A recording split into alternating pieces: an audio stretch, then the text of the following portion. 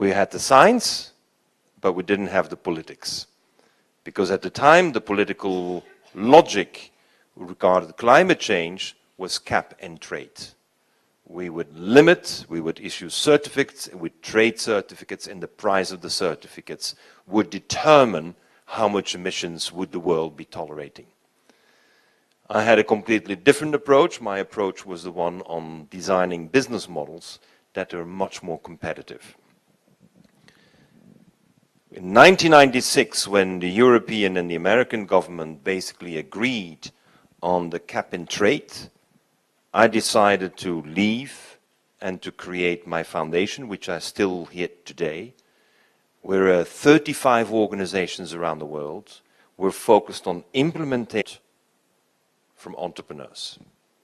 I believe that if you don't have the entrepreneurs and only the good solid science, you're never going to make a change on the market. The only way you change on the market is that you do have the entrepreneurs who believe that the science is right and we can transform the business model. My logic as an entrepreneur is not the logic of a large multinational corporation. I always apply the logic of David versus Goliath. Even when we have a big mouth, I'm only David, I'm not Goliath. So I must behave like David. And we all know that David won against Goliath because he took a slingshot. He didn't go for a boxing match.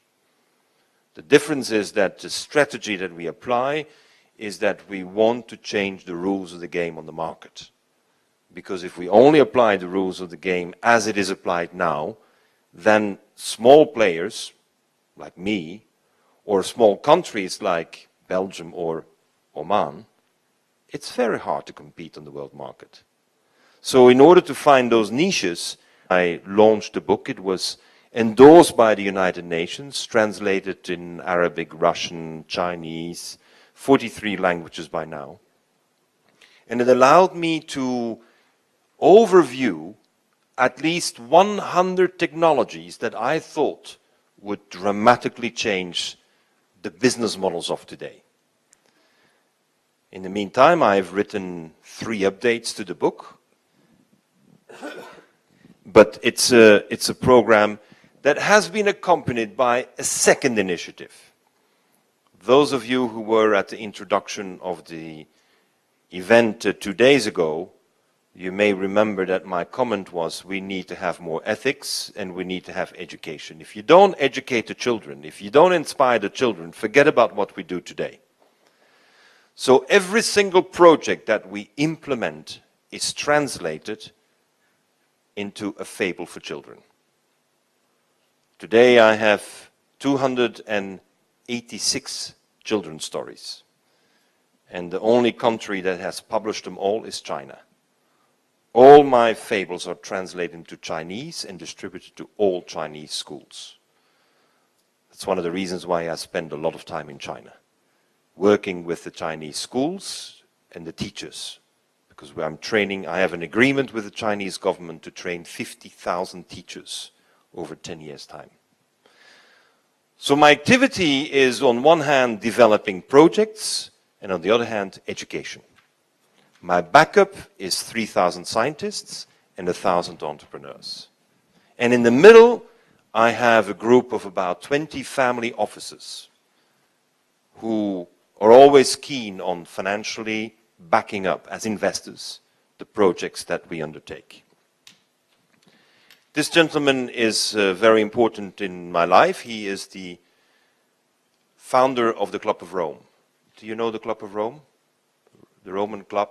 It was established in 1968 with 100 people who decided to focus on interdisciplinary, complex changes of the production and consumption system so we can have food for everyone, we can have water for everyone. It's like the Sustainable Development Goals, but then in 1968. And so I have been very much privileged to work with him. But I have a network of people around the world that have been very instrumental in me being able to proceed what I do. I'm sure you recognize some of the people on the screen. Who do you recognize? Yes, Steve Wozniak. Steve is, we did education projects together. I never met Steve Jobs, but Steve Wozniak, we're still good friends. Yeah. Who else do you know?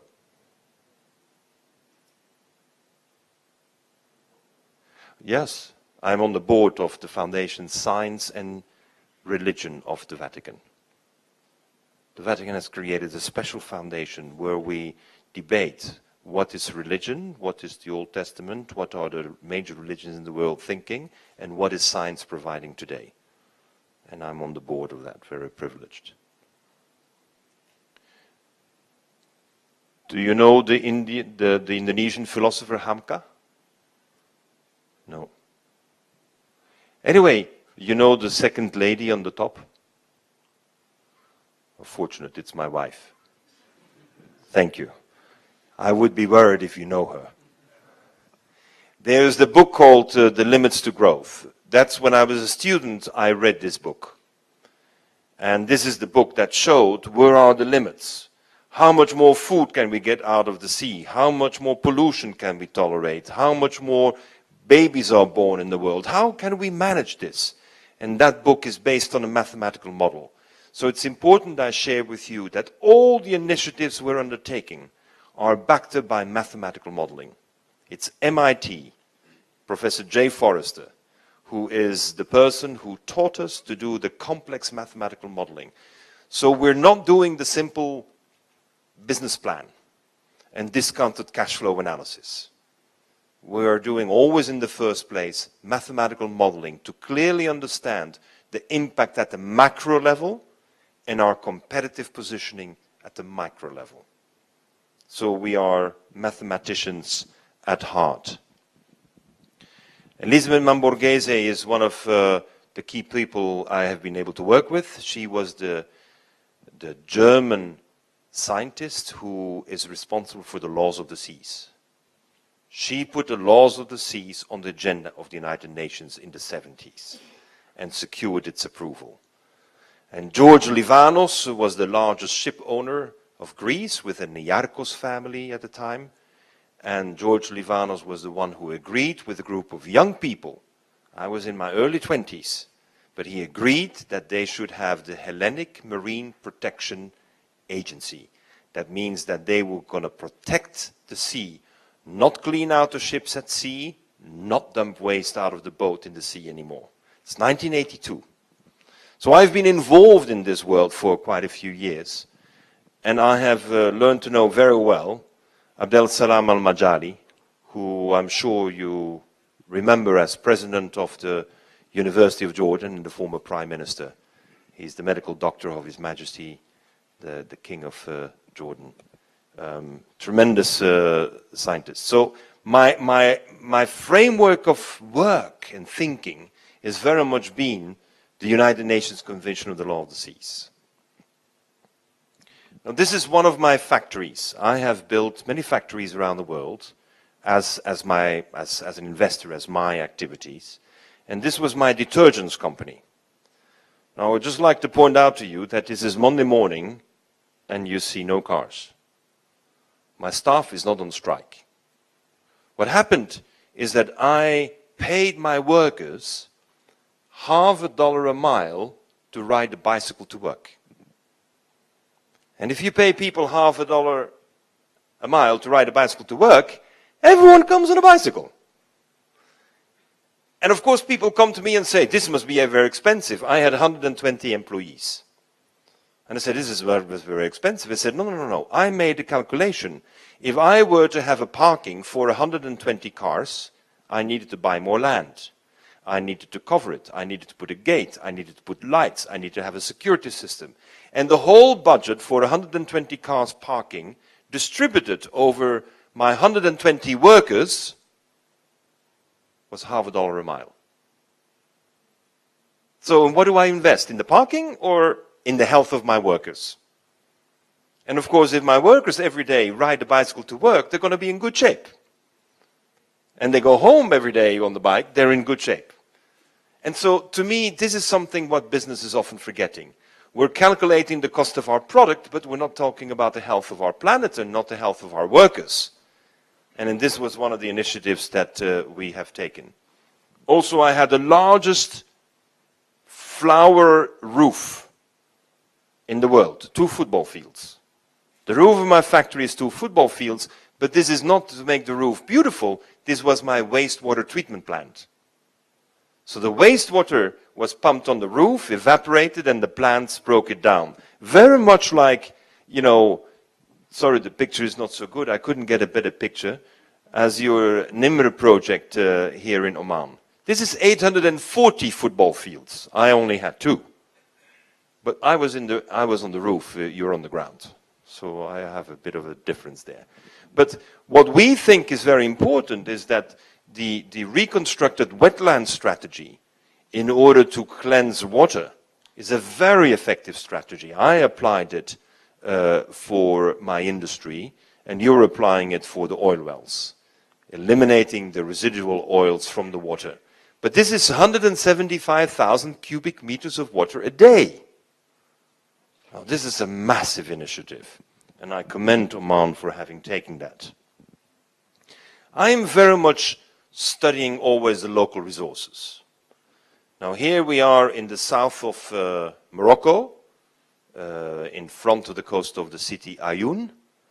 And this is when I visited there, I was asked by His Majesty to look at different opportunities in Morocco. And when I looked at that, I saw not only a beautiful sunset, I actually saw fields of seaweeds. So when you have, it doesn't look like much on a picture, but if you have the eye for a seaweed, you know that the sea in front of here is extremely fertile for seaweed farming. So I don't need satellite pictures. I don't need any complex analysis. I know nature has already selected this zone as a highly productive zone. Today, we have demonstrated we can get 1,000 tons of seaweed on a floating platform in front of here. I just want to submit to you, 1,000 tons of seaweed per hectare, that's a lot more than we could ever farm on land with the best irrigation, with the best genetics and the best chemicals. So what we realized is that these productivity levels are so high, but when I have this high productivity, excuse me, when I have this high productivity, I can start develop multiple business models. And what I think we wanted to talk about is what are the business models? I mean, how you design business models, but I always design the business model starting from something that is already locally available. I'm not going to ask someone to give me a seed or going somewhere to get me a technology. I'm first looking at what are the natural resources locally available which we can exploit. And that's our starting point. And then, of course, I realized that the local fishermen have been harvesting red seaweeds for centuries. And I'm asking them, this culture and tradition, what are you doing it for? They said, well, someone just comes to buy it for 60 cents a kilogram, and they take it to Agadir, and in Agadir they make a chemical out of it, which we know is agar-agar. But I asked them, with 60 cents a kilogram, can you survive? And they said, we can survive, but we can't pay kids to go to school. And so this is when I look at the social tissue, the opportunity in the local communities to have an economic development that is globally competitive but contributes to the local economy. And that is how we start building our logics. You know, this is the largest conveyor belt in the world that is located just next to it. And I'm saying if OCP, the largest phosphate company in the world, can build 110 kilometers conveyor belt, what else can we do from an engineering point of view in order to construct a seaweed farming platform? And we need to value add it. We need to add value.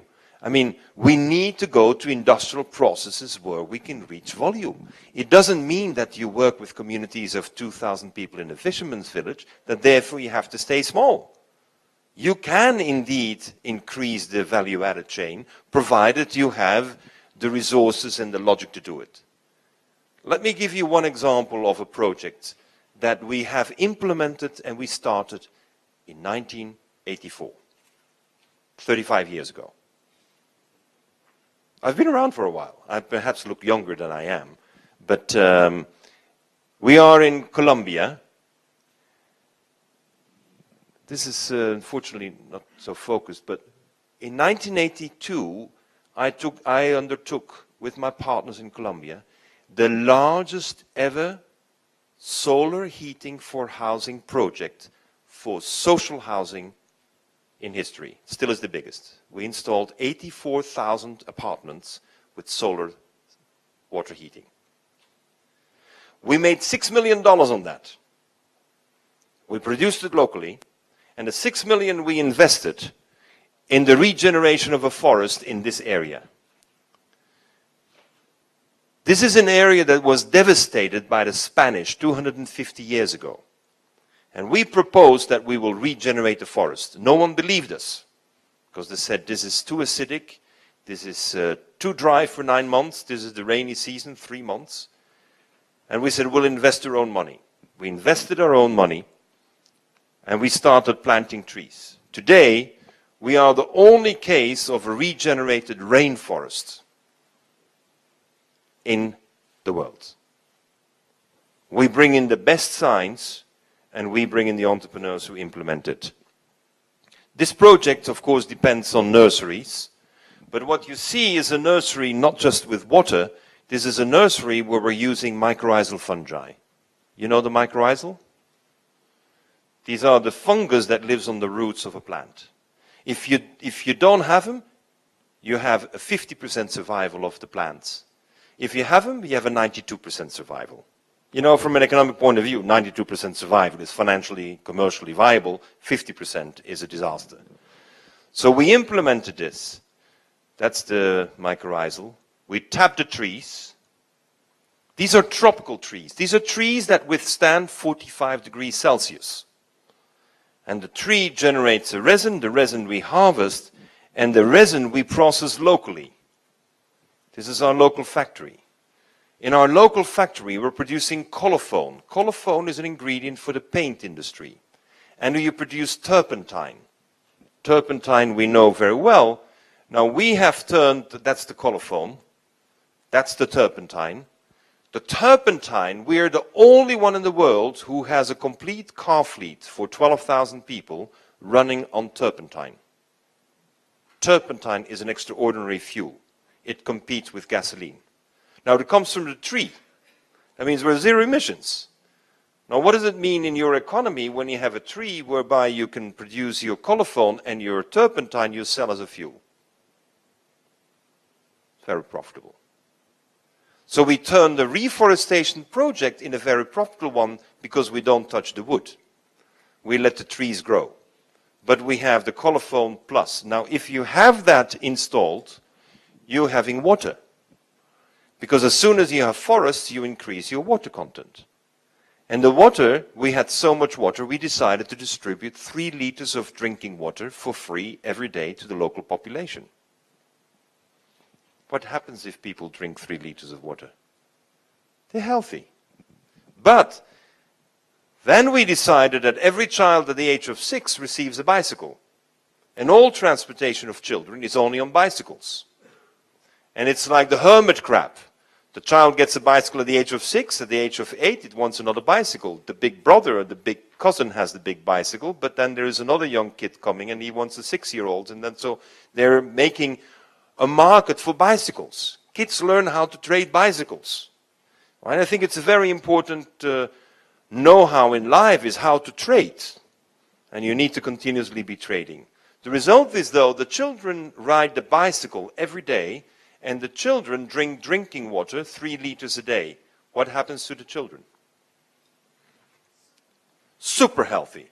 We're the only zone in Colombia where there is 0 diabetes. 0. Now, if you want to look at the cost in society of diabetes, well, then you know the budgets. We have eliminated diabetes from this zone in 34 years. We have the statistics. It's actually so good. We built a hospital when we started doing our project. We had to close our hospital for lack of patients. That's nice. Of course, some accidents happen, so we have an insurance policy, and when there's a bad accident happening, the helicopter comes and takes them out. But all traditional illnesses, gastrointestinal diseases, diabetic, obesity, we have none. We've eliminated it. And I think this is very important if we talk about investments. But we can back it up by investments. Why? Because if you have a piece of land where there is no water, no electricity, and no jobs, what's the value of the land? How much would you pay? Nothing. So we bought the land for $1 per hectare. What's the value of a land where you have water, drinking water, you have jobs, you have electricity, and you generate, including your own fuel? What's the value of the land? According to JP Morgan, the value of our land is $3,000 a hectare. It's a better real estate deal than you can ever get in Muscat. You never get 1 to 3,000 on a real estate deal. And so what we have demonstrated is that we can have very good financial models whereby the investment in the forest has a net accumulated cash flow break-even point at 11 years. There's no forest project in the world that has earned its money back in 11 years. 100% earned back. And then we have the water, and then we have the health of the people. You know, this gives me, if I may say, a certain level of arrogance. Because I've done that. Don't tell me it's not possible. So when I'm in a debate, sometimes I get a bit upset because I'm saying, don't come with your models. We've done. So we have done by now, this is our first project we did, we have done 204 projects around the world. We have mobilized $5 billion in funding. 5 billion. That's a drop in the bucket of world finance. But nevertheless, for the kind of ideas we stand for, it's a serious capital. And we have generated about 3 million jobs. So we are job engines, we have the backing of family offices, and we raise the resources. Let me give you another project that has been implemented. We're all consumers of paper. And the more Amazon and Alibaba we're getting, we're consuming more cardboard than ever before. So I've been asking my question, what are we going to do about paper? Are we going to continue genetically modify the tree so it grows faster? Are we going to start irrigating forests and fertilizing forests? Or are we going to change the model? And the model we changed was this. We're in China. There's a lot of air pollution. The dust in the air is a mineral. In this case, it's calcium carbonate. We put in the filters, we capture calcium carbonate between 1 and 10 micron, and we turn that into paper. We're the largest producer of water-free paper in the world. 80% calcium carbonate, 20% polymers, high-density polyethylene. We blend, we heat up the high-density polyethylene, we mix it with the fine dust of the calcium carbonate, which is taking dust out of the air, where we have been told it was too expensive to do that. But we are earning $1,000 per ton for the calcium carbonate. Now, when you're earning $1,000 per ton, you can take it out of the air for $100 a ton. And so this is where we've changed the model. But why has this process been so embraced by China? China has put up $1 billion for this. 1 billion. Why? One, we're cleaning up the air. But more importantly, we're producing paper without water. So we have the capacity to produce paper without water taking dust or taking crushed rocks. And as a result, we have a paper that is recyclable forever without ever needing to use water. Ladies and gentlemen, we're half price of normal paper. Half price. So if you ever made an investment in a paper company, I advise you to sell. Because it doesn't make sense. Now, you're a country that is importing paper.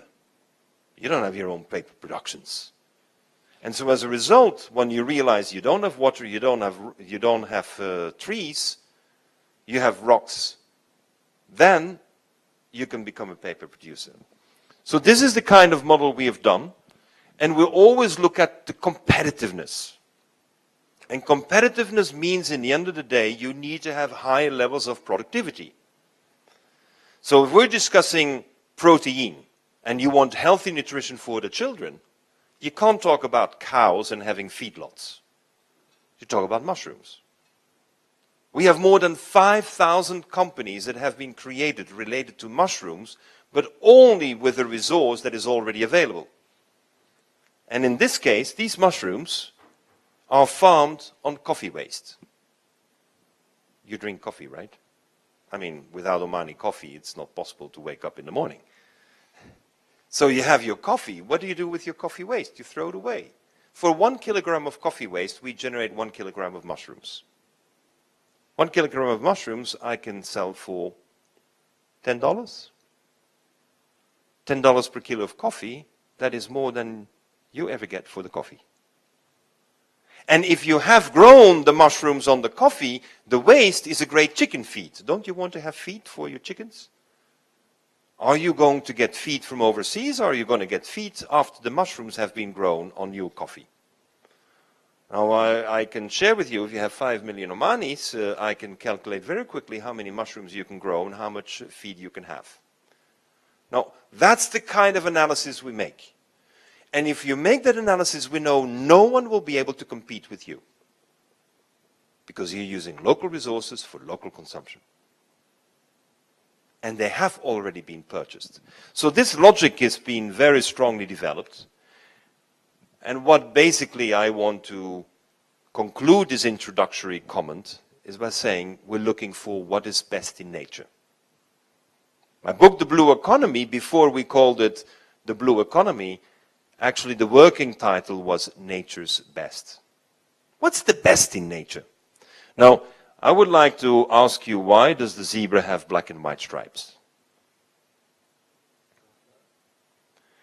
Yes, camouflage is what is the scientific answer for many years has been telling. You're correct. But you know what happens to black in the sun? It gets hot. What happens to hot air? It rises. What happens to rising hot air? Low pressure. What happens to the white? The opposite. Low pressure, high pressure. What does it do to the zebra? Wind ventilation. The zebra has the best air condition ever invented in the world. It is permanently creating wind ventilation. It's like us sitting like this, but they don't have to move anything. They're using the laws of physics to generate wind currents simply by having a temperature differential. And under the black of the zebra, underneath is a layer of fat, so they don't feel the heat. That's why when children hear my story about the black and white and the zebra, and why the zebra is always cool, the children don't understand why are the houses not painted black and white like the zebras. And we have done the tests. If you have a white house, and next to it you have a black and white painted house, the black and white painted house will be 3 degrees lower in temperature, because you create cooling on the outside. You know, that to me is a guiding principle. We need to find out what are the innovations, and one of those incredible innovations is learning to understand what fly larvae are all about. I mean, insects for food have been discussed in America for the past 10 years. I humbly submit to you, I'm not ready to eat insects for lunch. Some people like to, but it doesn't really create appetite. But I do know that birds and fishes, they love insects. And so what we have done is we've created, for the first time, in 1986 in Songhai, in Porto Novo, Benin. Does anyone have been to Benin? It's in the middle of nowhere in Africa. And in Benin, in the center, we have created this. This is where we farm larvae. Open air. This space of half a hectare generates every month 7 tons of fly larvae. Who likes to eat it? Quails, chickens, fish. We feed fresh larvae, and the larvae, of course, they can either be farmed on a biomass from plants, and then they will grow to maturity in 30 days, or you grow them in the wastes, the offal of the slaughterhouse, and then they grow to maturity in 3 to 4 days. In 3 to 4 days, 1 kilogram of eggs from a fly turn into 380 kilograms of protein. This is a protein machine. The largest company in this field is AgroProtein. They've just raised 107 million pounds in London. Why? Because we have an efficiency of protein production which outcompetes fish meal from Peru, which outcompetes soy from Brazil. And as a result, when we look at the tonnage of protein, we need to ask ourselves, where would you like to farm flies? We farm the flies next to the fish farm and next to the chicken farm. And as a result, you have a fresh feed, which has a very unique scientific component, is that the intestinal tract of a larvae, fly larvae, has a pH of 1. That means nothing survives. All cells are dissolved. And that's the function of fly larvae in the world, in nature. That is why whenever you have a dead animal, the fly larvae will eat it up in no time. So this process has been implemented. Good appetite. And the fly larvae produce. Now we have industrialized this, and we're in large systems whereby we're producing fresh larvae at a rate of 50 tons a day. Do you have slaughterhouses? What do you do with the offal? I can do $2,000 a ton, because your landed feed cost of concentrate of protein will be about $2,000 a ton if you go for a high-grade feed. We can do the same with the offal. We can turn it into a larvae, and the larvae can be fed. So if you have a country, a strategy for feed for animals, particularly for birds, like chickens or quails, then you have to have a strategy for larvae. Because it's a resource you have, it's an efficiency that's there, and it is now gone through all approval processes around the world. We sometimes have to ask very tough questions. I mean, I am very much involved in polymers, in plastics. And one of the things that struck me about 15 years ago is when I saw these first pictures of microfibers of plastics taken from water bottles we drink. I must admit to you, I don't drink water from a plastic bottle anymore. Why? Because you have 3,000 to 10,000 microparticles of plastics in each bottle of 1 liter. We're filling our kidneys with plastics. We're worried about plastics in the sea and in the fish, but we don't worry about plastics in our liver. And I think we need to do something positive. So one of the philosophies that I have is that when we see things that are not going the right way, I'm not Greenpeace. I'm not there to critique and to protest. I'm there to design business models that do better. To me, that is the base of logic that we need to have. And entrepreneurs are needed to do that transformation. So this is the company we have established in Italy. I'm the chairman of that company. And this company, we take thistles. This is a thistle, or cardoon in English, some call it. And this is growing as a weed. It can grow 3 meters high. And we take the thistle, which is a family of the artichoke. We press out the oil. And the oil we convert with pressure and temperature, we convert into an acid. And then we have the cellulose from the stem, which we ferment into a sugar, into an alcohol. And with the alcohol and the acid, we make monomers. And we're producing polymers. We're the largest producer of bioplastics in Europe now. The number 1. Using what? Weeds that grow all around the Mediterranean. There are 20 million hectares of thistles growing all around the Mediterranean. We harvest, we process. But we process it in an old petrochemical plant. This is the ENI, the NE plant in Porto Torres. This is a cracker. The characteristic of a cracker is a lot of pressure, a lot of temperature. We're using the infrastructure of the cracker to actually convert the petrochemical into a biochemical. We were told there is no local produce to use. Well, we have to look and observe what is available, and so we're using the weeds. This is the revamped cracker. We're making, for those of you who are chemists here, anyone a chemist? No chemists. In an oil and gas country and no chemists around. We're making azelaic acids, pelargonic acids. Those who are in chemistry, you will know that these are very valuable polymers, very valuable base metals. Part of our work is to also design new maritime transport. It's not easy, but we're doing it. I learned from the Minister of Agriculture and Fisheries this morning that you're investing in a new fish fleet. Spending a lot of money on getting new boats out. Not this type of boats, more tuna boats. Well, this is the boat that I'm part of. This is a boat that is operating. It's a 36-meter catamaran, weighs 100 tons, and this boat has already gone around the world once, is now going around the world a second time, and we're only using 516 square meters of solar panels.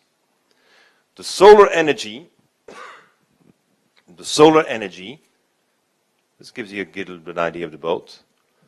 The solar energy is converted through hydrogen.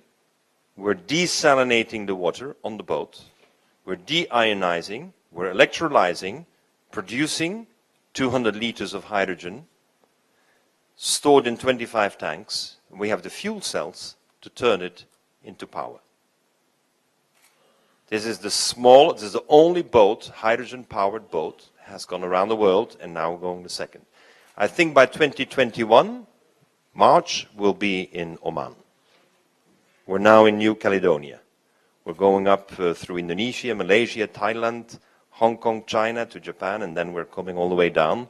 We've been invited by the Expo 2020 to come to the Expo and show our boat at the Expo. But the interesting thing is that this is really a combination of a lot of technologies. The boat in the end is an investment in artificial intelligence. We have subsystems of energy that are completely self-managed. And the self-management allows us to have numerous technologies integrated.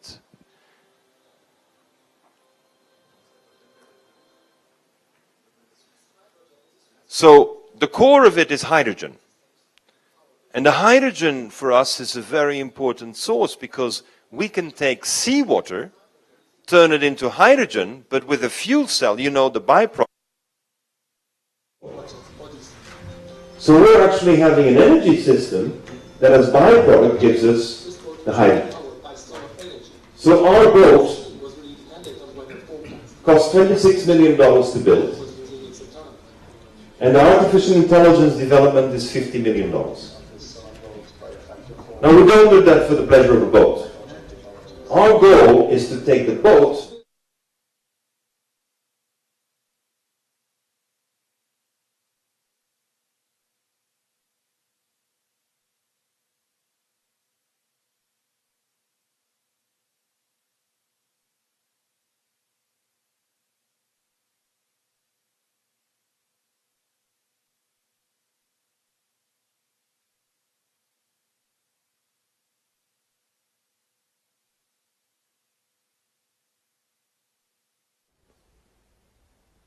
But then we have the kite. We're the only seafaring ship that's gone around the world with the support of a kite. The kite we have is 40 square meters. It pulls a 100-ton boat at 10 knots. Any of you is a fisherman or a sailor? I mean, a 40 square meter kite is quite small compared to sails. We don't have a mast on the boat, so the structure is much simpler. And I think it's just interesting to see how this ship has been able to harness these technologies. Now, wind energy is very popular, but wind energy requires a mast, and the mast requires a mill. And this is the robot. That little unit there is a robot that is pulling the strings just like on the kite. That robot unit is where all the R&D went into. And so we're taking the boat out on the sea, and when we have launched the kite, that will go up to 850 meters altitude. You don't see it anymore. We're producing power at 3.9 cents kilowatt hour without the need for any infrastructure. But what is even more important, this kite allows us to have self-generating winds. You see, the kite is making this movement.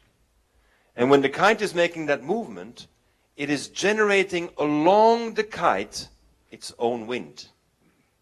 We have wind gusts of 240 kilometers an hour. That gives us wind forever. So wind energy becomes baseload energy. And that changes the investment. The second advantage of the boat with the kite is that once you have the system, you only need 2 hours to connect it. Your container, your system arrives, 2 hours later you're producing power. So in terms of investment, that means your cash flow is much more advantageous than any other energy, because you have an immediate return.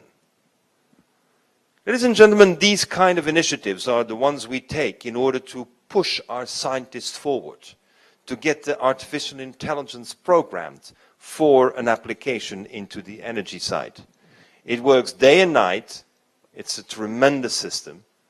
We can follow it all the time, but also we can leave it on its own.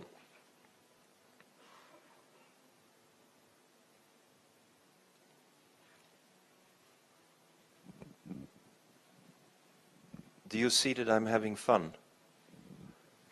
I mean, innovation and investments like this is a lot of fun. We have made the first agreement for Easter Island with the government of Chile. With 6 of these kites, we turn the whole island self-sufficient in energy. 6. Of course, you have to stay out of flying zones. But when there is a plane coming, we have a radio signal, and automatically the kite pulls down. So we have a fully automated system that gives us baseload energy at 3.6. You can always ask me questions if you have any, okay? You don't have to feel like you have to wait till I finish. So if you have any doubts or any observations, feel free to interject, okay? Another major initiative of ours is the seaweeds. You have 3,000 kilometers of coast. You have 200-mile zone. That's 600,000 square miles. That is more than 1 million square kilometers of space that you have. It's enormous space. Now, I'm told that by some of you experts that probably only 3 to 4% is useful for seaweed farming. Now, 3 to 4% is 40,000 square kilometers. I mean, 40,000 square kilometers is a lot of space. So if we only were to use 0.4% of the total available space, sea space of Oman, you're talking about 4,000 square kilometers. You know, we have done the mathematical analyses, and we have done the macro analysis for a country like Argentina. With 4,500 square kilometers of seaweed farming, we turn the whole country self-sufficient in gas. It's a country of 50 million inhabitants. I would like you to think in different measures and different orientations, because when we hear sea farming, for many years we thought it's for cosmetics and this is for feed. That's not enough cash flow to make it competitive. That will still make it an interesting project, but not an internationally very competitive project. We have a series of projects of sea farming around the world, but this is the type of platforms we've created. These are buoyant platforms. They're inspired by oil and gas platforms in the sea. We use the same buoyancy techniques, the same mathematical modeling. We even use the same legal framework. You know, when a company wants to explore, it gets a license, an exploration license. It gets a couple thousand hectares or square kilometers allotted in the sea, and then they're allowed to explore for oil. When they find the oil, they get a license to exploit the fields. And most of the time, the fields of exploitation are less than the field of exploration. And as a result, we apply exactly the same logic to seaweed farming. In order to know where you can do the real seaweed farming, you need to explore the currents of the sea. You need to know where the nutrients are coming. You need to verify what types of seaweeds giving you a longer season and a better harvesting spread over 12 months a year. And based on that knowledge, you select the zones out of your exploration zone where you want to do the exploitation. The beauty of these platforms is that you can modulate exactly how deep you want to go, because seaweeds, of course, are very much dependent on sun, nutrient plus sun. So we need to know if we're going to go for half a meter deep, 20 centimeters deep, 2 meters deep, 3 meters deep. We can modulate that with the buoyancy. And that allows to have a very predictable productivity of the seaweeds and a harvesting. So you can get with these platforms 1,000 tons of seaweeds per year, of which you can harvest just like you're cutting the grass on your lawn. You harvest continuously the seaweed. The technique you use is like dredging, the dredging technique. You need to have large systems that just suck up the material, and that is then processed into digesters. Basically, seaweed pods with vessels going into a tank in a digester, and then we have gas production. With 1,000 tons of seaweeds per year, with a mix of 4 to 5 seaweeds, you can reach 500 cubic meters of methane gas, 92% methane, per day, forever. I'd just like you to make the difference with that last word, forever. Because once your seaweed systems are growing, they will grow forever, provided the sea currents are functioning, and provided the sun is rising. I think the sun will be rising for a while. I think sea currents may also be rather predictable. But it means that you turn a petroleum and gas industry into a highly sustainable. Because whatever gas you produce is, for the same weight, present in the sea as a biomass. This is what we call zero emissions. My organization is called ZERI, Zero Emissions Research and Initiatives. No, because it's a net balance. It's a net zero balance. Okay? So what we're doing is we're actually capturing the CO2 from the atmosphere. We're turning that into a biomass. The biomass is fermented, but that fermented methane is not released, it is actually combusted. And therefore it's turned back into a CO2, which we're capturing again at the source. Thank you. The beauty of it is that when you have 1,000 tons of seaweed biomass, you actually have 500 tons of water. This is a reverse osmosis system. We forget that seaweeds apply reverse osmosis.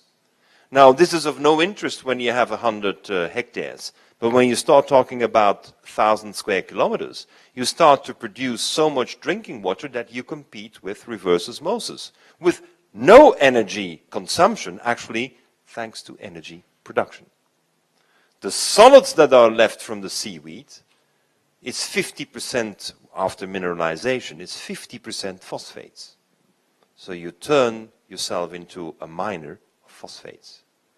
1,000 tons, that means that you will be having between 15 and 20 tons of phosphates per hectare.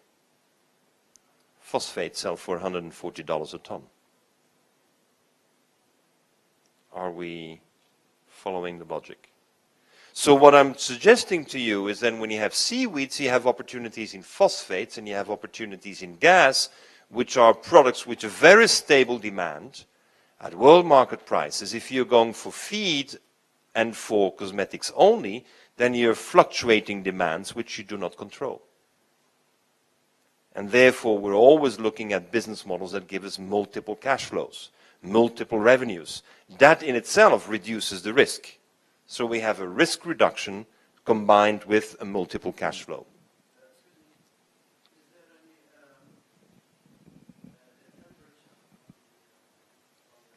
Yes.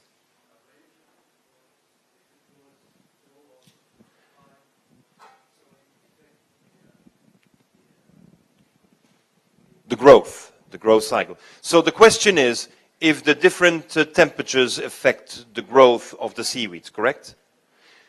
Yes, indeed. We have started in 1992 the largest seaweed operations in Zanzibar, Pemba and Mafia, and a 1 degree increase in temperature forced us to go 400 meters further out in the sea. So we have to be very, very aware. Global warming and sea temperatures change. But the preliminary information I've received from Oman is that you have over 100 varieties of seaweeds. That means we will have, for every temperature gradient, we will have seaweeds endemic to the seas around Oman in order to farm. The efficiencies, that needs to be tested through trial and error, because we've never done this before in this part of the world. But you know, we can launch 20 square meter pots very quickly in order to test what is growing where, when, in order to have an average that gives you all year harvesting. Because as you imagine, for a fermentation process to operate, we need to have whole year harvesting. We can't stop for 3 months or 6 months. Your climatological conditions are giving a water that is sufficiently warm for that. My apologies that I'm jumping over subjects, you know, rather quickly, and I don't go into a lot of detail on each one of them. But the purpose of this session was to give you an introduction to the way we work, the kind of projects we engage in, the kind of research that is backing it up, and to give you some indications of the financials behind it. Okay? But if you want to have any particular more in-depth information, on our website there are 112 cases described. So you will find a 3-4-page summary on 100 cases and a 25-page summary on another 12 cases. Okay? We try to be as open source as possible. Another major issue is light. Very few people realize that light is the most available infrastructure in the world. Wherever there are people, there will be a light. There are very few people left who have no light at all. So we asked ourselves, if you have the light as the best infrastructure, what more can we do with the available light infrastructure? And the revolution came when the LED was invented. Professor Shuji Nakamura, who invented the LED, originally had an LED that is microchip. And a tiny microchip where light was emitted, and he put phosphorus on it so that only the white would get through. But this is a blue white. He blocked the yellow, the green, and the red. Now, blue light means for us daylight. It gives us energy. It wakes us up. Our brain becomes active because it's associated with the sun.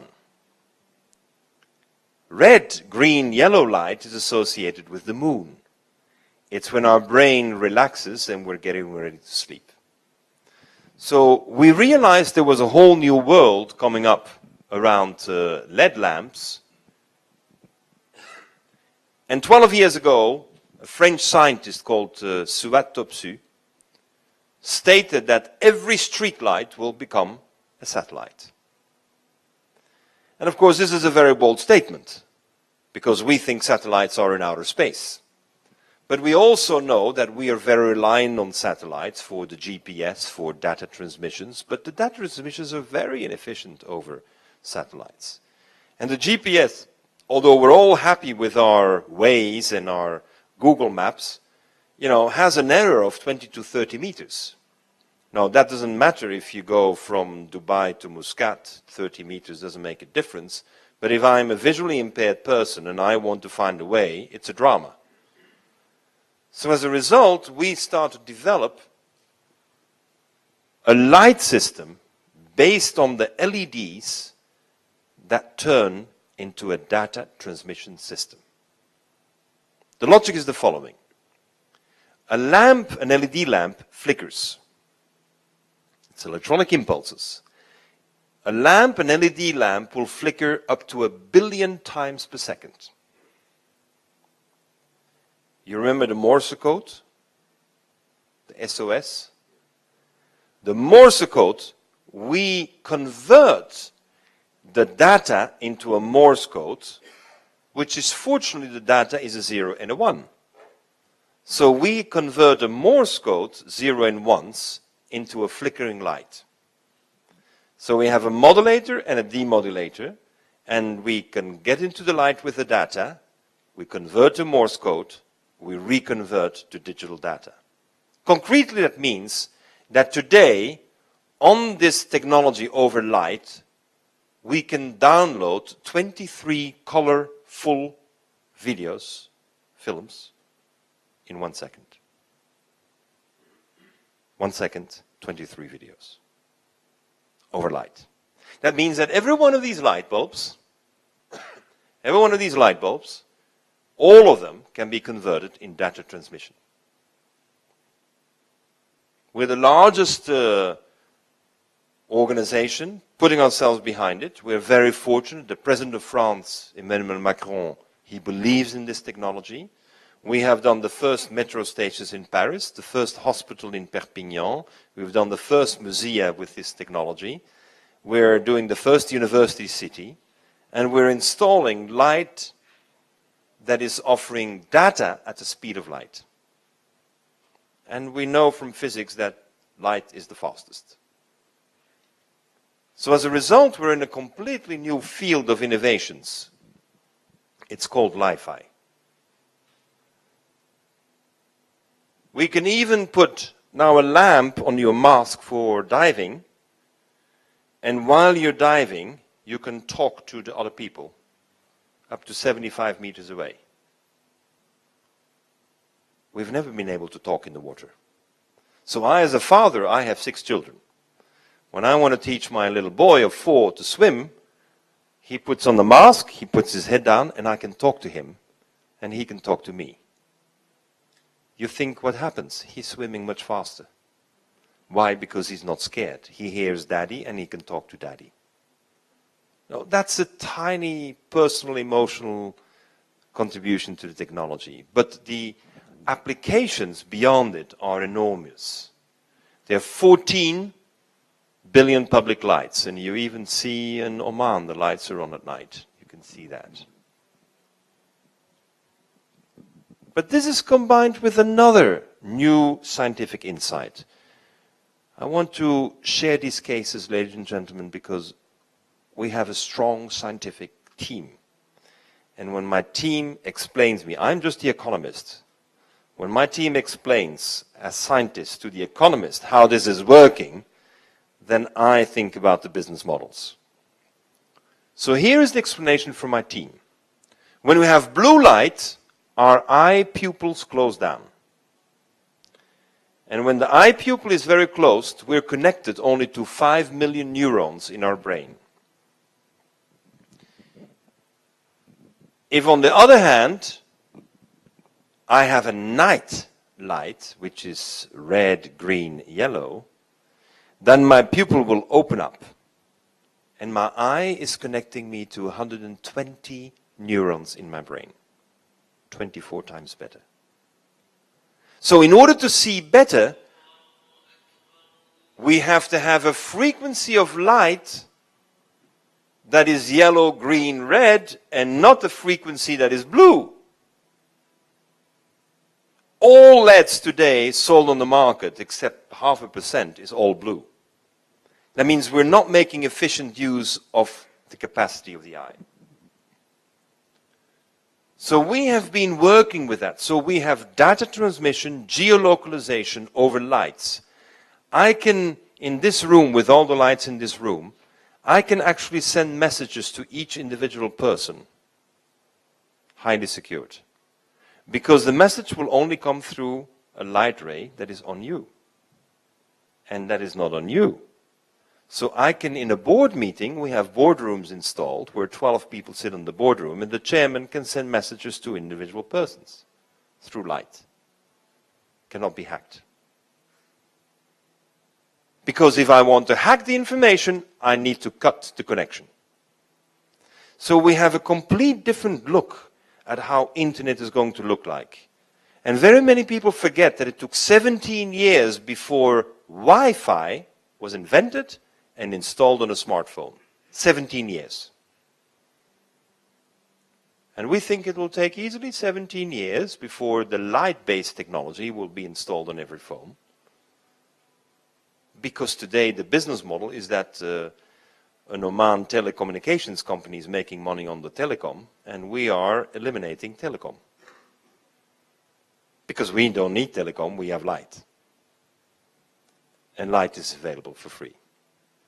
So I think these are disruptive models, ladies and gentlemen. These are models that are very disruptive. And as a result, you have political frameworks that do not allow you to implement it very quickly. Some people resist. But the second application of the new light technology is in growing plants. Plants have two chlorophylls, chlorophyll A and chlorophyll B. And each chlorophyll reacts to a different light frequency. Thanks to the presence of chlorophyll A and B, a plant can triangulate the sun over two light frequencies. Maybe this is too scientific, but let me translate that into very blunt language. That means the plant knows where it is on Earth, and it knows the day of the year. That is why a strawberry will be able to grow in June in France, and the strawberry from the same seed will grow in August in Sweden. Because it knows it needs to wait longer and it needs to have more energy to be ready. We have translated that now into greenhouses where you have the exact light frequency that the plant wants. So you can grow faster and better without chemistry, without genetics. We can grow a salad in 2 weeks. 2 weeks, not 6. That means the same greenhouse that is producing salads will now do 3 times more salads without chemistry, reducing water consumption. Why? Because we give the salad the light frequency A and B wants. And that is going to be the real revolution of food production. It's not going to be the genetics and the chemistry and the encapsulated fertilizers, etc. It's not that.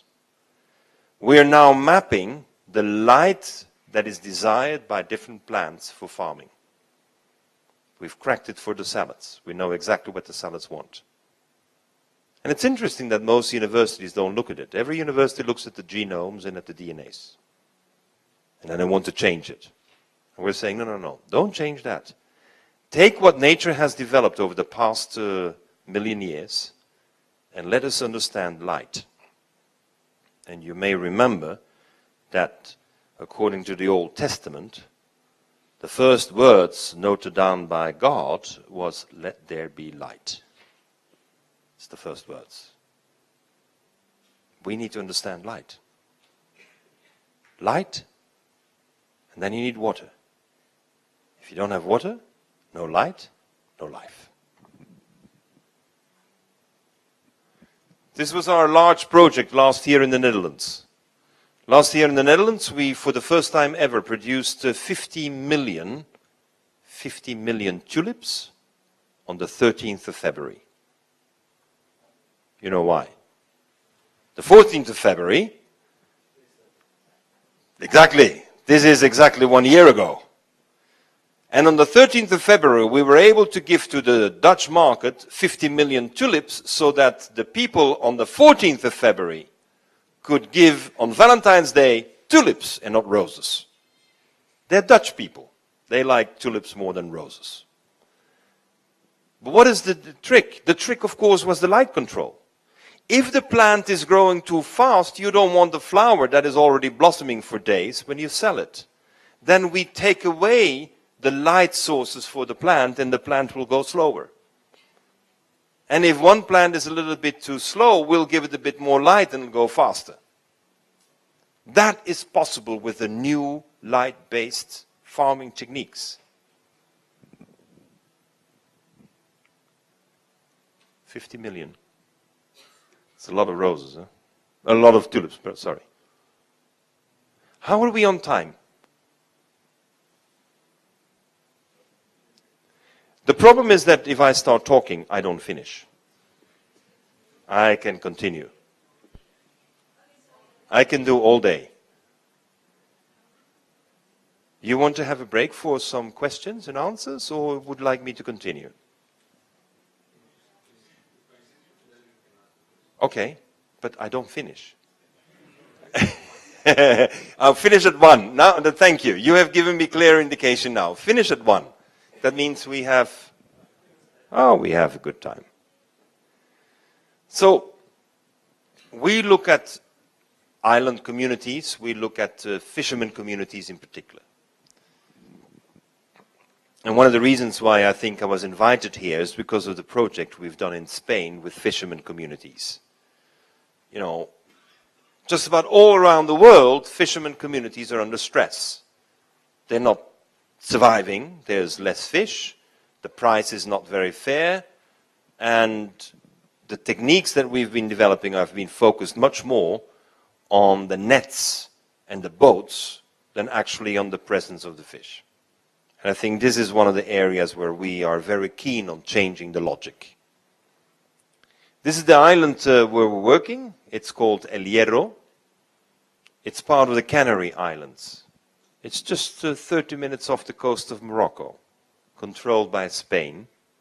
It's a beautiful island, and this is the fishermen's village. A lot of money had gone into it, but the fishermen were not surviving.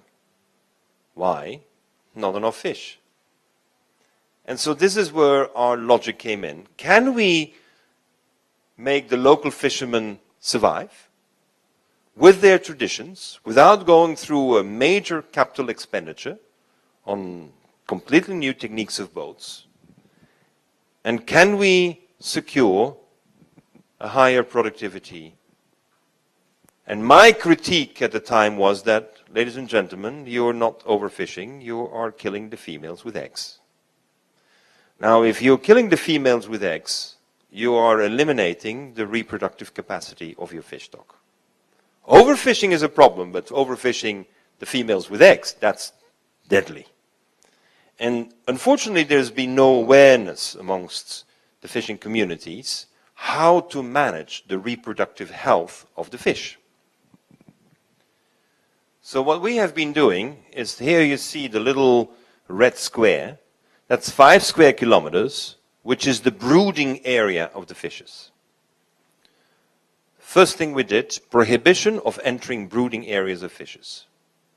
When that's where the fish lay their eggs, no human being can come in. Now, fishes are very smart. They very quickly know there is no one coming in here. Gives them a peace of mind, gives them a way to actually start producing better. Second, we eliminated the we eliminated the net fishing. Nets, to me, is an invention of the human being that is 6,000 years old, but it's not the most efficient one. We're only doing line fishing and we're doing catch and release. Every female with eggs is released back into the sea. We never keep a female with eggs. We're now developing new fishing techniques with air bubbles so that we can go underneath the fish, release the bubbles, and the less heavy fish will come to the top. The heavier fish, the older fish, and the females with eggs stay down. We only harvest the light ones. And this is a major difference in technique, because it allows us to do what today is already done by the whales. The whales are always fishing with air bubbles. Whales and dolphins use air bubbles to push fish up, but they will modulate the air bubbles to such a size that the heavier fish stays down. They only fish the rather useless male fishes. Excuse me, gentlemen, but this is what the whales have decided to do. The beauty of it is that now the females and the older fish grow bigger, and it means their capacity to produce eggs and to fertilize the eggs is much bigger. So fewer fish can have a much higher productivity than relying on many of the younger fish. And we know there is a wrong signal on the market because we think a big fish catches a better price.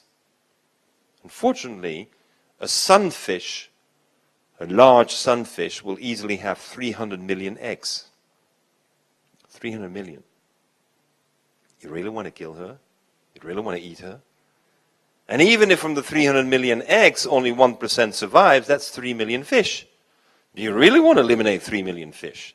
So that means we very often do not understand that by having 10 or 20 large female, and I call them grandmothers, these grandmothers are so productive in the ecosystem that you should protect them at all costs.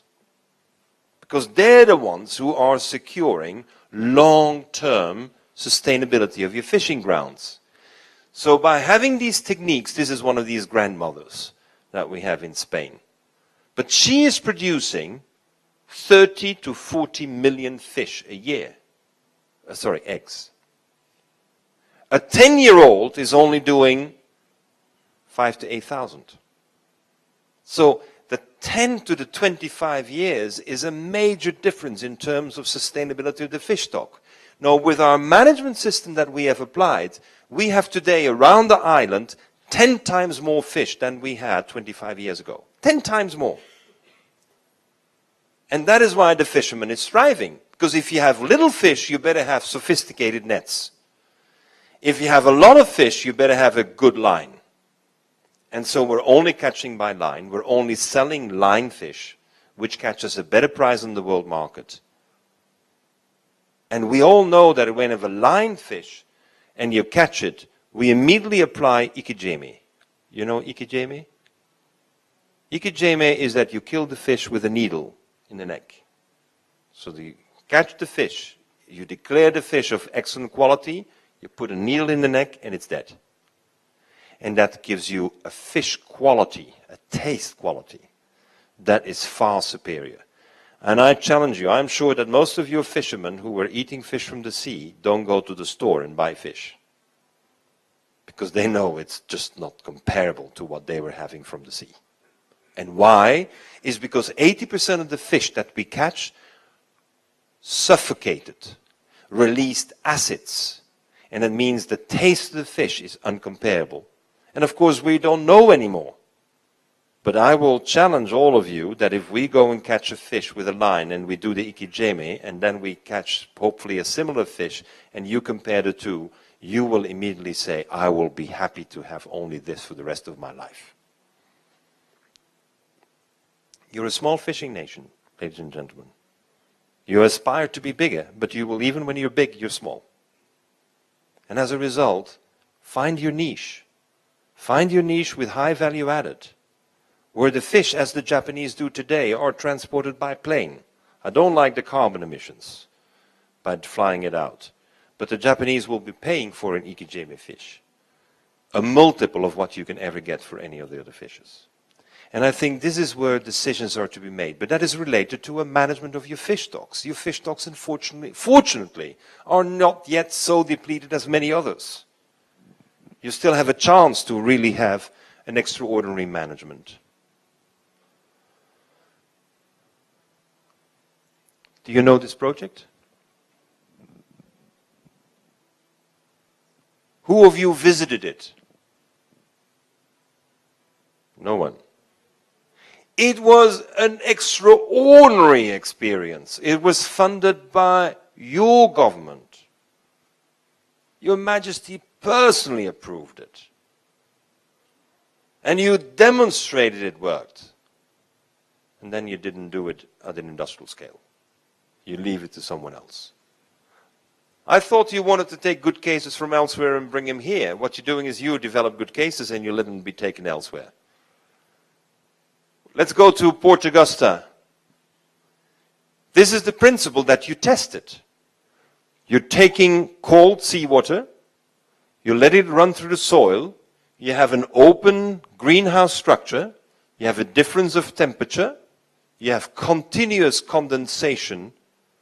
That means you have a greenhouse where you don't need to have desalinated water. Better, you have a greenhouse that is producing fresh drinking water. Look at there, fresh water storage.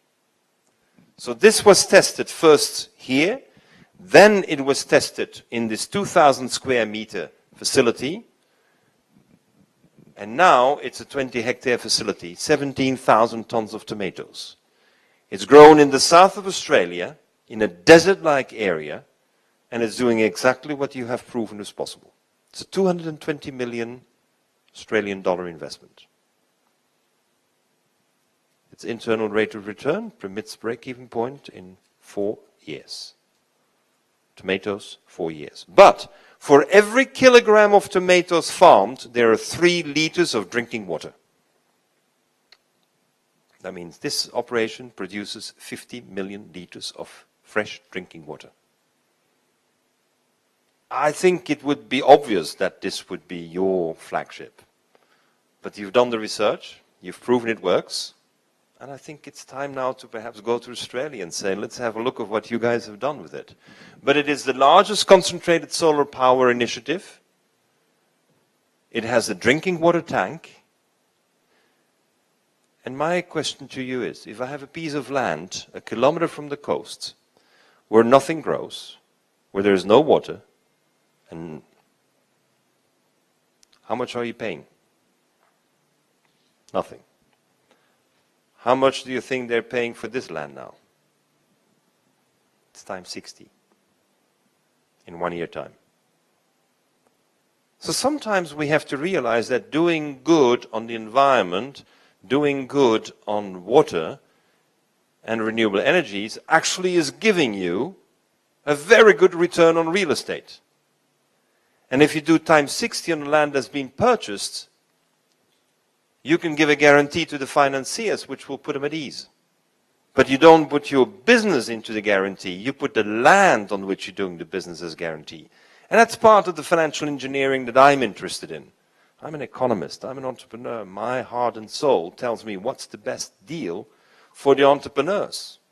What's the best deal for the local economy? Not what's the best deal for those who invest only. And so this is, I think, a fascinating example.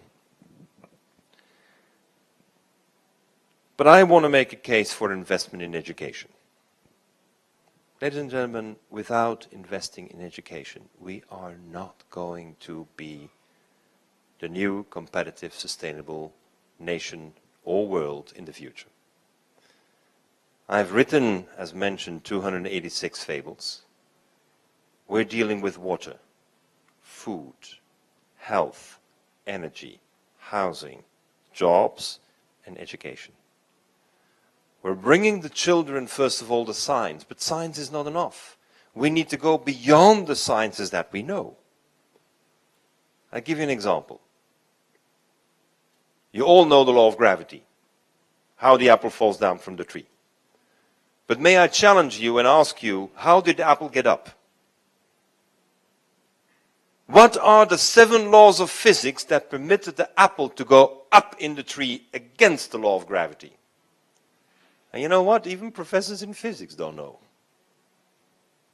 When a child learns that dad has no clue how the apple got up, what does the child think about the dad? Did he go to university? How come they didn't teach him that? Because for a child, it seems to be very obvious that you know how it goes up before it comes down. How did the water end up in the coconut? Is there a pump? There's no pump. How did it do it?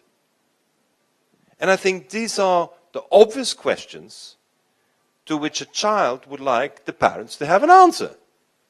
And the poor parents go on Google, and even Google doesn't know. Now we're in real trouble. So I'm bringing questions, if I'm telling a child that today all the mamas with babies in their belly are being killed so you can have fish, no child will want to eat fish anymore. They don't want to eat mama with babies in the belly. And of course they do not, because children have a logic in ethics which is the most human and the most basic logic they can ever have. And when they learn that the whale is doing it with bubbles, they say, why don't you fish with bubbles? Because for the child it's impossible that we've been doing this for so many years and we're getting worse at it. I think this is very important. We do not want children that are negative and are only bombarded with bad news. Today we bombard our children with a lot of bad news. Every day. We need to give the children the room and the space to imagine the good news. And that is part of an investment plan. That is part of an economic development plan. So in my organization, 50% of my time is this. 50% is these projects. I have 6 children. I know where I like to put my efforts. How come we don't know how our heart works? What are the 3 chemicals that allows your heart to pump, hopefully for 80, 85 years without maintenance? What are the 3 chemicals? Sodium, potassium, and calcium. Kalium, sorry. So what I'm saying is that we should know, and a child, when it knows, immediately it starts thinking about, wow, but the whale has a heart that pumps 1,000 liters per beat with 6-volt direct current. Do you know a pump that is capable of pumping 1,000 liters with 6-volt? Doesn't exist. But for the child, it exists right there in the ocean. It's doing it all the time, millions of them. And I believe this is where we need to unleash the creativity. If you want to have a future generation of young people that are going to be thinking about the innovations and the new business models and the inspiration of how we're going to do much better, you better expose them when they're very young. And very young means even before they're 6 years old. We start our educational system from 3 years on. Because that's when they build up that emotional experience. Ladies and gentlemen, this is our work. This is what we do. And for us it's very important to bring also an ethical framework. This is a world where we've become too much consumer and we have become too much interested in money only. We need to bring the ethics. Happiness and health is very important. Because money cannot buy happiness or health. None. And we know it. But then we forget it. Too many of us are on a race to use all our health to have the money, and then the rest of our life we use all the money to get our health back. It's not a smart strategy.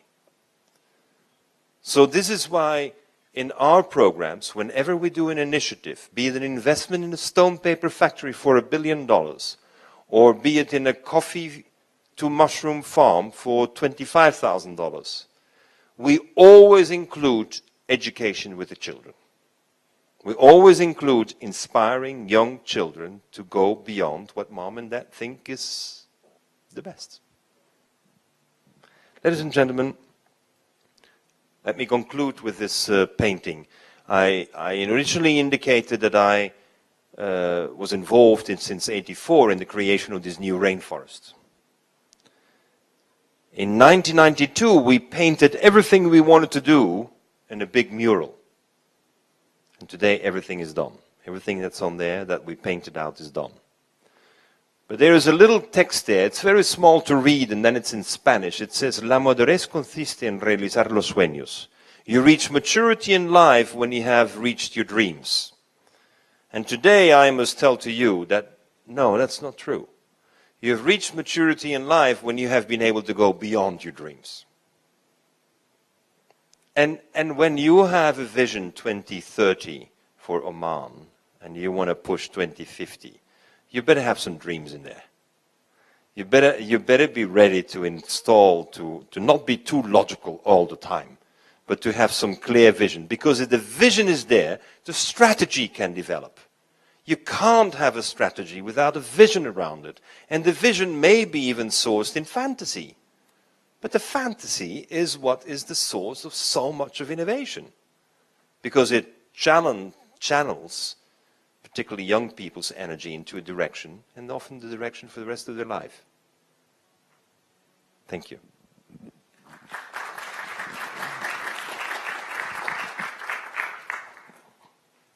Some questions? Some comments? You have seen 10 of our 204 projects, to give you an idea.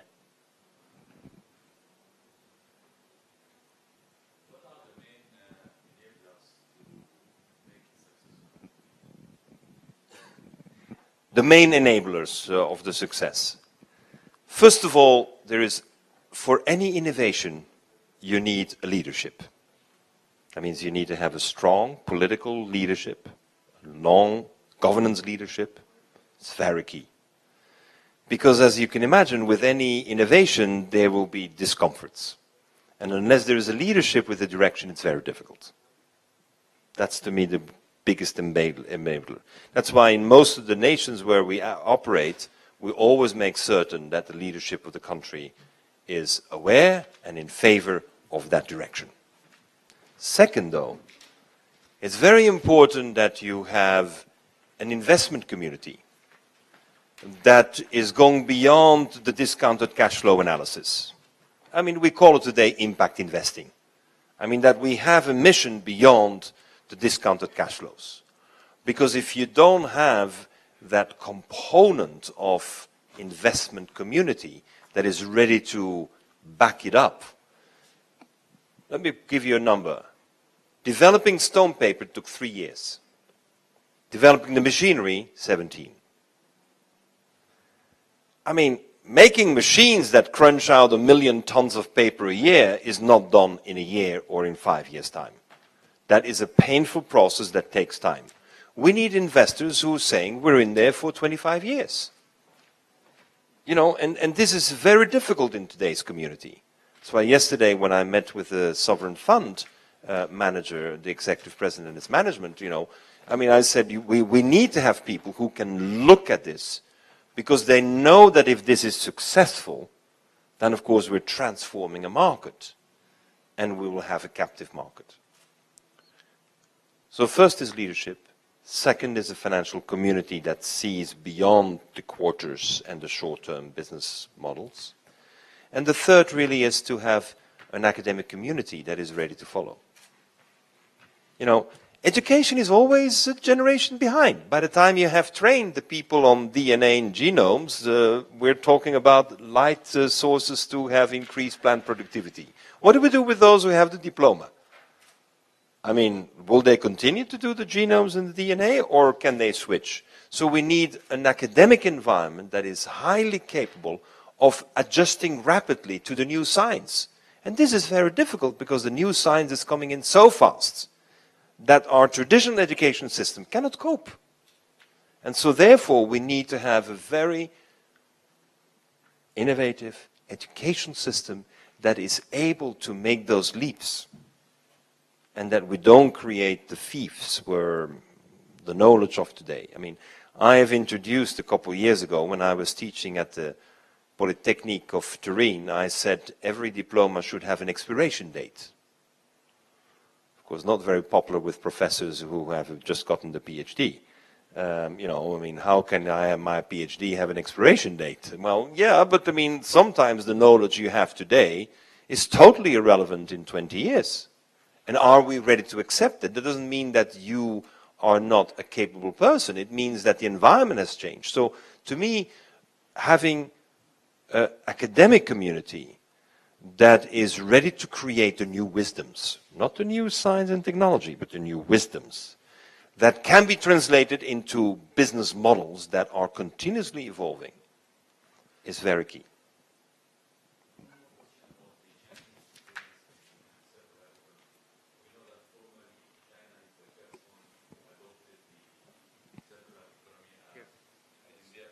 Five-year plans, and that was like a decade ago.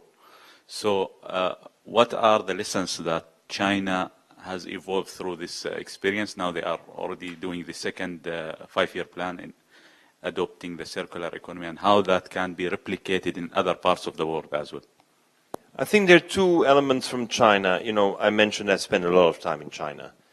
I was the first time in China in 1980. I've been back more than 200 times. First, China is very pragmatic. It's not about the five-year planning. It's about a vision for the next 5 years and what fits. So, when I come to China and I say, we can make paper, we take dust out of the air, and it doesn't need any water, China say, let's do it. I mean, China is not saying, let's have a commission to do an analysis and an audit, and let's get an external consultant to give us the advice, and let's see what's the risk analysis, and, you know, none of that. China says, you confirm to me, zero water, recyclable forever, no trees, no water, we go. That's China. And that's why they are where they are now. Not just because they are doing circular, no. They clearly said that whatever fits in this model, we go. And it's amazing, you know, this is China. When from Beijing they call to Shenyang and they say, we suggest you invest in a paper mill that is using crushed rocks, that's your dust, then they say, thank you so much for the suggestion, and they invest. Now, this is China as well. You know, there's a kind of a, if I may say, a leadership influence that is very big. And they have the cash. When there's the cash is needed, the cash is there. You know, I never had, for any of these projects in China, had to make a business plan. Because the big picture is clear. Now, we are already at 1 million tons of stone paper in China. 1 million tons means that we have saved 2 billion tons of water. Now, that's what China puts onto its... We need to save water, period. Second, in the first 5-year plan, China included for the educational system that China was to have, within 5 years, 5,000 green schools. Green school is where all the children learn with my fables. Do recycling, have a garden, do the fruits, do the, you know, everything that we can imagine on green, the kids do in the school. 5,000 schools. After 5 years, China said, all schools will do that. 735,000 schools. You know what that impact is? When you have, in 10 years' time, 340 million kids learning in a green school? I mean, let's talk numbers. This is enormous. And so as a result, China has that pragmatism. And this is not philosophy. This is nothing to do with communism and market economy and all of that and freedom of speech and whatever the Westerners would like to declare. This has to do with pragmatism. If you have 1.3 billion people on your hand and you want to secure that there's no hunger in the country, and that people have a job, then you better be pragmatic and don't sell philosophy to the world. And I think that is what I have learned, particularly in the last 8 years, that I'm spending, you know, 6 to 8 weeks per year in China, working with them on that educational part. But the pragmatism, I would like to use the word pragmatism. But the pragmatism fits into a frame, and the frame is sustainability, circularity, blue economy. It fits in there. Thank you. So, You heard lots of successful stories and exciting ones at that. But there might have been some failures along the way. Can you tell us about one of the important failures and what are the lessons learned from those failures? well, you will be surprised to hear that I have no failures. Why? Because that means that it wasn't yet the time to do it, and we'll do it later.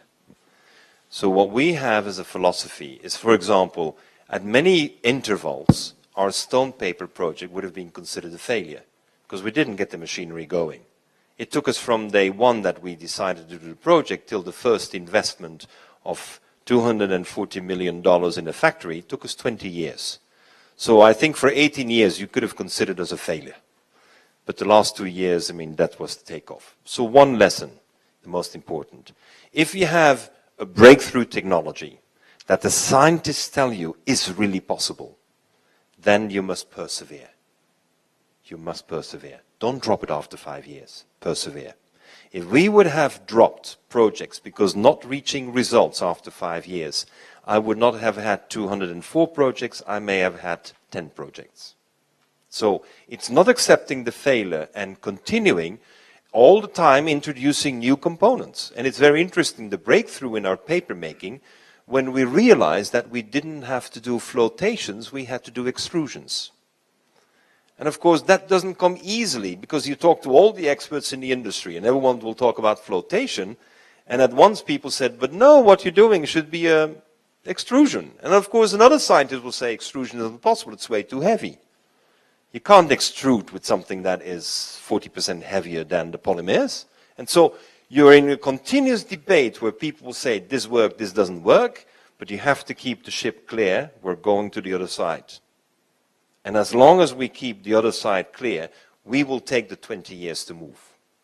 And therefore we say, if we've decided to do it, we're going. Honestly speaking with you, we have, according to several people, failure with our bubble fishing. The tests that we have done have been very difficult. Imagine, how do you do the engineering of going 15 meters, 20 meters down on a boat, and you have to be underneath the fishes and you have to release bubbles? I mean, I wish you good luck. I mean, we took the good luck and we have had many tests and we're not at all happy with the results.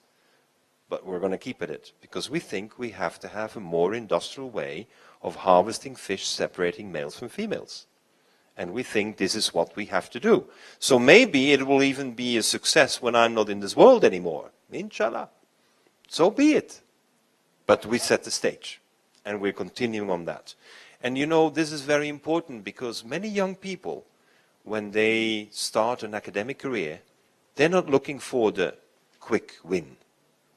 They're looking for a visionary field in which they can really change the world. And I think that's very important. So I do not like to say we have failures. I only like to say that we sometimes need a lot of patience.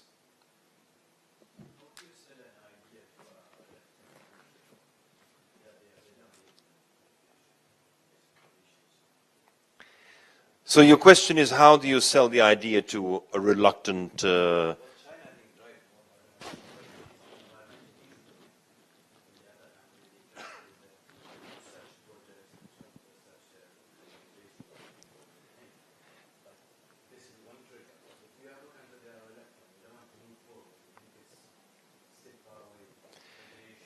Right.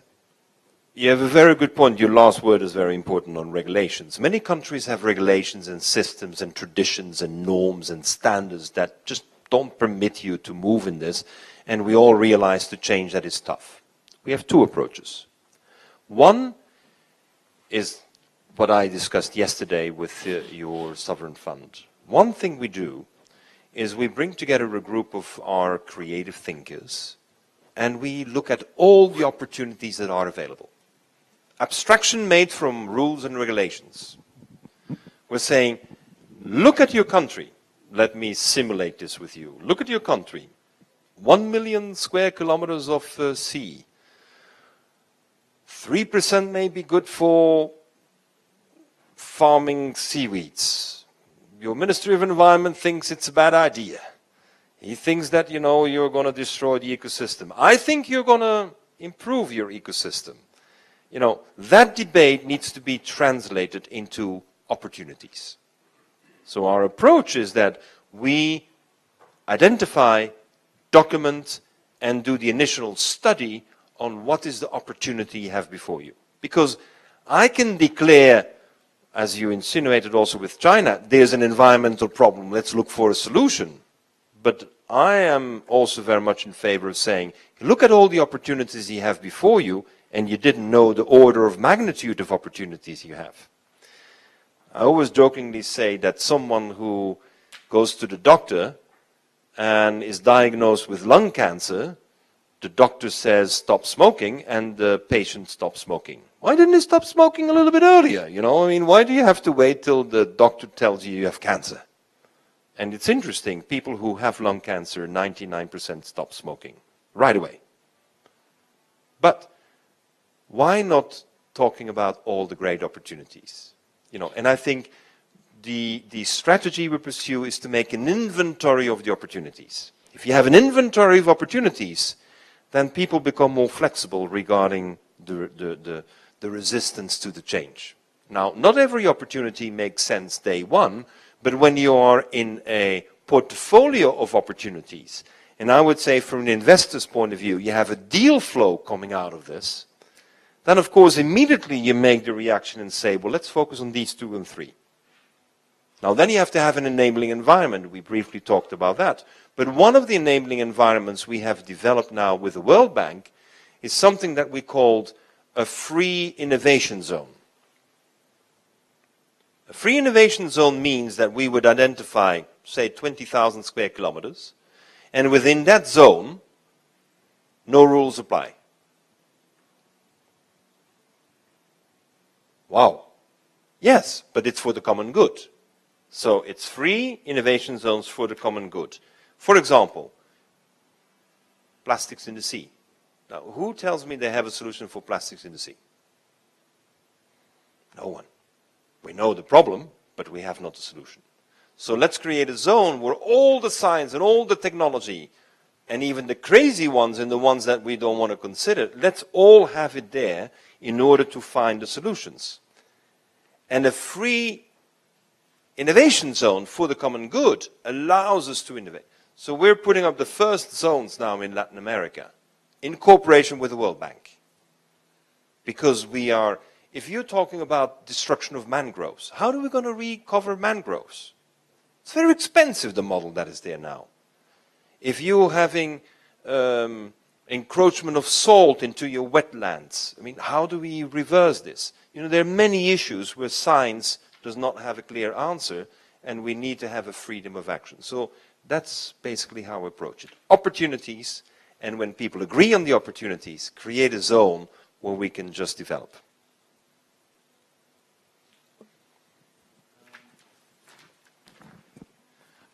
When you were talking about the projects, I would like to delve into one actually, which is the Li-Fi. I was in high school when the first Li-Fi consortium was formed, and at that time, when I heard about the idea, it seemed very far-fetched. But at the same time, I looked into what could be the limitations, since you need a light and it has to be in direct sight. How would you use such technologies when you have limitations such as walls, and at night you don't want to turn on the lights and use your laptop? So, very good. Thank you. So, several factors. First of all, the light can be on all the time, 24 hours, but it doesn't have to be visible light. We can use infrared. So we can use a very efficient infrared light, so it's on all the time, but you never see it. So that's, it's like what you have in all your cell phones. Every cell phone has an infrared light. I can do today, over your cell phone, I can do WhatsApp with your IR sensor. So that's not a problem. The walls. The walls is an advantage and a disadvantage. Depends on what you want. Fortunately, next door they also have light. But if there is someone snooping into my system and hacking me, they can do it through the wall with a Wi-Fi, but they cannot do it with Li-Fi. Li-Fi cannot be hacked through a wall. That is not so bad news. I think that is good news. Depends on how private you want to be. The great success of Li-Fi today is that it doesn't want to compete with Wi-Fi. It is there where Wi-Fi today doesn't work. Like in a metro station. I mean, you know what it means to make a Wi-Fi work in metro stations in Paris? In mining, in a port, when you have a container port and ships, how would a Wi-Fi work with all the metallic interference that you're having? It's not working. Container ports are forced to work with radio. No Wi-Fi works. All container ports have light systems. We can do an exact geoposition of every container, 1 centimeter precise with light. Never with a GPS over a satellite nor a Wi-Fi. So what I'm trying to say is that there are multiple services that can be offered through Li-Fi, which is beyond the scope of capacity of a Wi-Fi. And let's not forget a third element, that's the interference factor. Yes. No, but the interference, for example, that you will have with IoT. If I'm in a hospital and I have 7 machines around me that all have IoT, and I have a family coming in, and 5 people of the family come in, and they all have their cell phone on, the IoT is not guaranteed anymore. I might drip in my arm, maybe giving me double doses because someone passed by with the wrong frequency. So we are more and more aware that with 5G, we will even have a higher intensity of antennas. We're going to increase 10 times the antennas for 5G. And what is that causing? Interferences. That means interferences means we will have to make the bandwidth even smaller and the energy behind it even stronger. I wish you good luck. With light, we can do see, the number of frequencies with radio is 1,000. The number of frequencies with light is 1 billion. Let there be light. 1 billion frequencies. Can you imagine 1 billion frequencies? Changes the logic.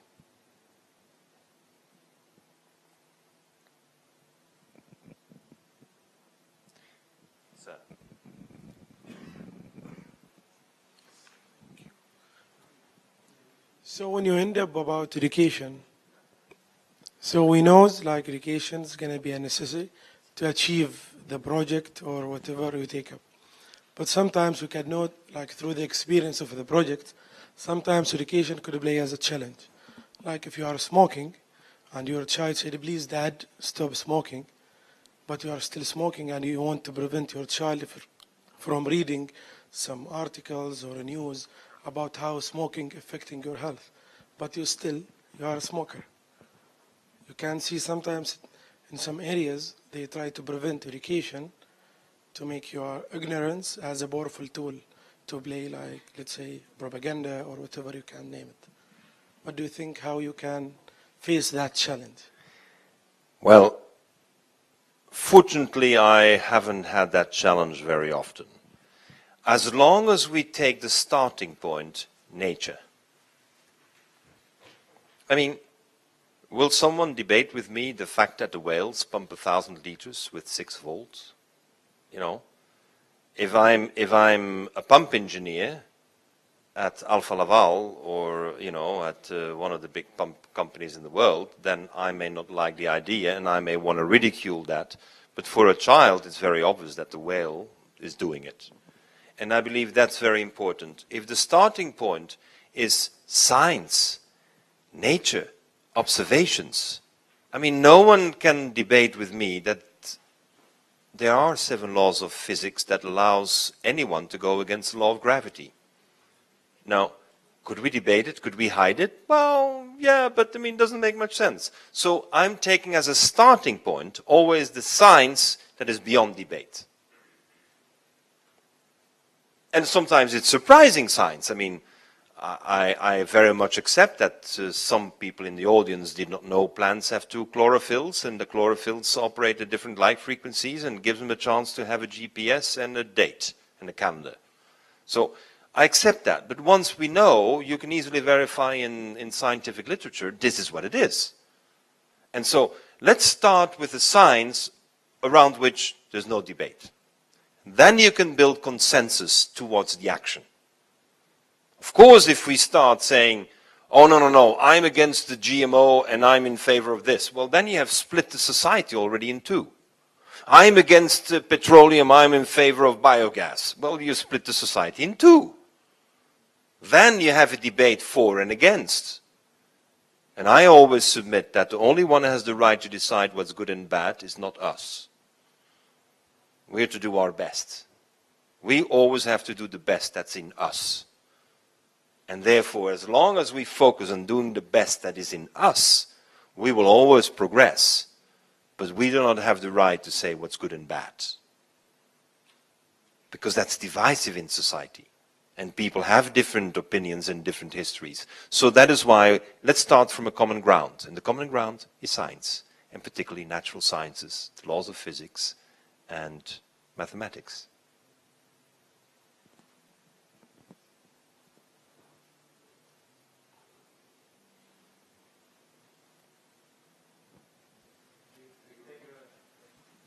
Thank you.